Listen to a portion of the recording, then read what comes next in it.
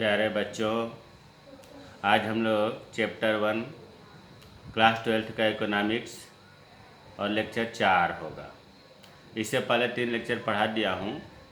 आज हम लोग पढ़ेंगे अर्थव्यवस्था की केंद्रीय समस्याएं।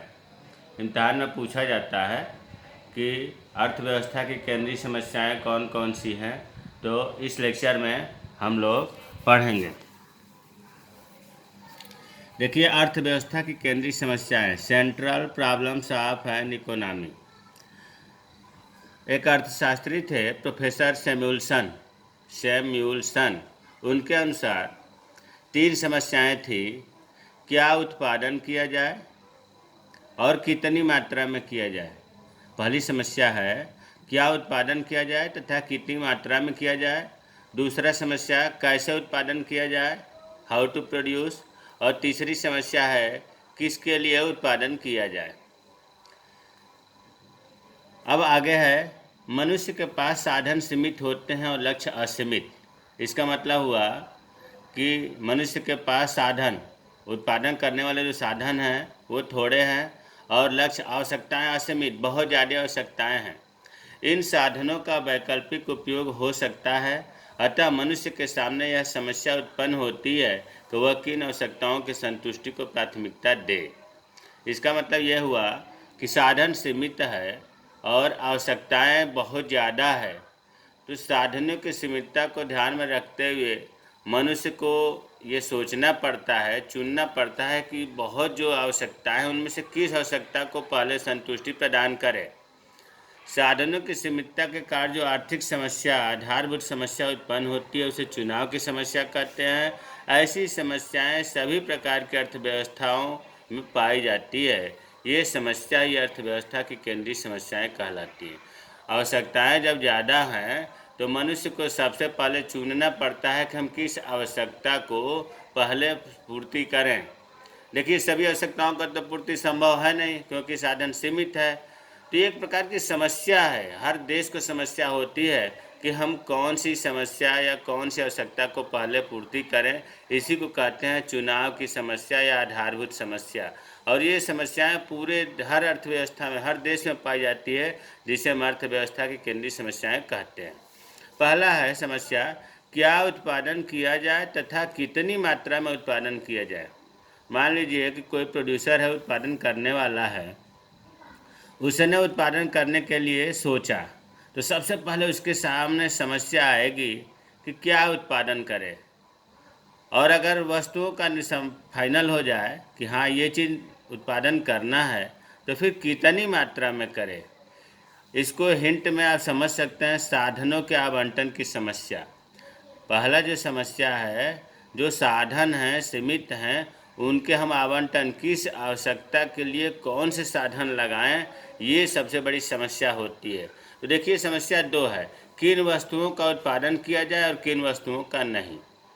दूसरी समस्या है कि जिन वस्तुओं के उत्पादन का निर्णय लिया गया है उन वस्तुओं की कितनी मात्रा में उत्पादन किया जाए। अभी हमने बताया कि सबसे पहले उत्पादक के सामने समस्या आती है कि किन वस्तुओं का उत्पादन किया जाए, और अगर ये वस्तुएं क्लियर हो जाती हैं तो फिर कितनी मात्रा में किया जाए। देखिए, आवश्यकताओं की असीमितता है, आवश्यकताएं बहुत ज़्यादा है, मानो कि साधन थोड़े हैं। तो उत्पादक जो है इन थोड़े से साधनों के सहायता किन वस्तुओं का उत्पादन करे, कितनी मात्रा में करे, ये निर्णय लेना है।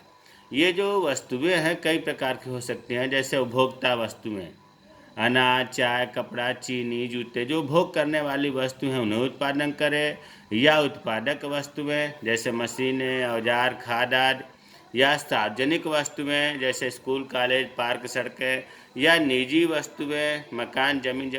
मतलब पहला जो समस्या है कि किन वस्तुओं का उत्पादन किया जाए, तो इनमें से वो डिसाइड करेगा, निर्णय लेगा कि हमें इन वस्तुओं का उत्पादन करना है।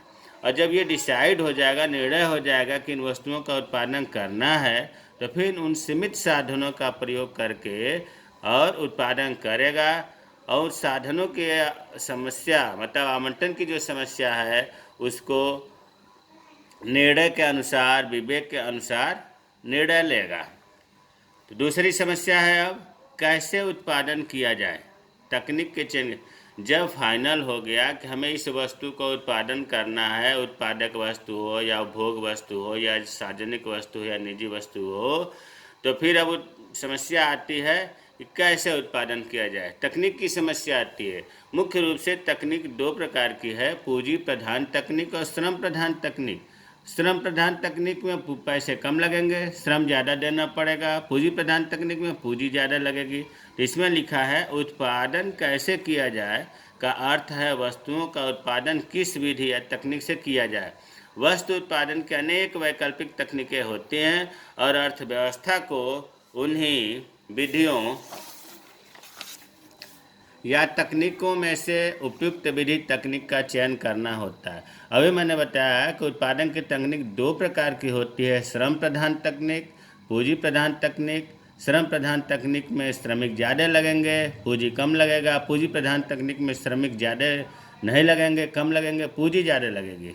तो ये चयन करना होता है उत्पादक को या अर्थव्यवस्था को कि इसमें कौन सी तकनीक अपनाई जाए। तो देखिए, पहला समस्या था कि किस वस्तु का निर्माण करना है, क्लियर हो गया। कितनी मात्रा में करना है, ये भी क्लियर हो गया। किस विधि से करना है, ये भी क्लियर हो गया। अब प्रश्न उठता है कि किसके लिए उत्पादन किया जाए। इसको दूसरे रूप में कहते हैं राष्ट्रीय उत्पादन के वितरण की समस्या। अगर हम उत्पादन कर रहे हैं कोई चीज़, तो इस बात का ध्यान रखना है कि अमीर के लिए किया जाए कि गरीब के लिए किया जाए। अमीर के लिए किया जाएगा तो लाभ तो ज़्यादा होगा उत्पादन करने वाले को, लेकिन गरीब को समस्या कैसे समाधान होगी। इसी निर्णय से सरकार जो है अमीर वाले प्रोडक्ट पर टैक्स लगाती है, गरीब वाले प्रोडक्ट पर छूट देती है, सब्सिडी देती है। तो इसमें लिखा है इस समस्या के दो पक्ष हैं। पहला, उत्पादित वस्तुओं और सेवाओं का समाज के विभिन्न व्यक्तियों तथा परिवारों में किस प्रकार वितरण किया जाए ताकि अर्थव्यवस्था में आर्थिक असमानता उत्पन्न हो। जो उत्पादन किया जा रहा है वस्तु और सेवाओं का, उनके समाज में प्रत्येक व्यक्ति या परिवार को किस ढंग से बांटा जाए कि अमीर अमीर न हो जाए, गरीब और गरीब न हो जाए, मतलब आर्थिक असमानताएं उत्पन्न न हो।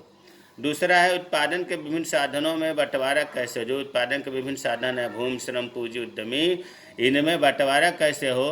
तो स्वाभाविक है कि जिसका जितना सहयोग रहा होगा उतना ही उसको उतना उत्पादन में से मिलेगा। तो ये प्रश्न आता है अर्थव्यवस्था की केंद्रीय समस्याएं। जय हिंद, जय भारत।